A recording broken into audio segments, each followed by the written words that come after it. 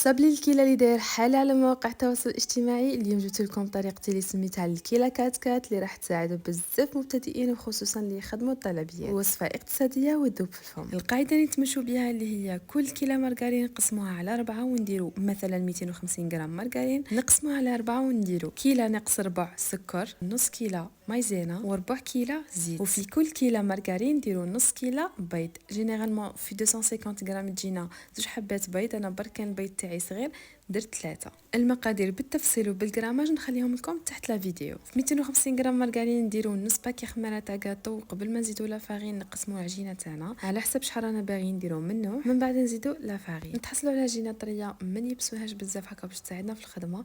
من بعد نشكلوها ونطبعوها على حسب الشكل اللي رانا باغيينه وندخلوها للفرن سخان من قبل هكا باش ما يتغيرناش الشكل تاعها. نروحوا نخدموا لا كريم وبيغ تاعنا اللي فيها كيلو مارغرين وكيلو فوندون. الفوندون اللي نخدموا به الميلفوي، والمارغرين اذا كانت عندكم اوبلين غادي تجيكم بزاف شابه. نطلعوهم بيان ونزيدوا لهم الاضافات اللي بغينا. انا بغيتهم هكا سامبل، بغيت هذا الكاطو يجينا كيما تاع بكري بهذاك لو غولي ما كاش دار الجيريان ما درتوش. هذه هي لا باس تاع صابلي الكيلا كات كات. ديري الموديل والديكور اللي بغيتي، جربوه باسكو غادي يساعدكم بزاف في الخدمه، سورتو المبتدئين ولا اللي يخدموا طلبيات. يجي حاكم روحه ما تخافوش يتكسر لكم من بعد يطرى ويرجع يذوب في الفم. هذه هي الفيديو تاعنا اليوم. اذا عجبك المحتوى اللي راني نقدم فيه جامو كومونتير وابوني سور انستغرام.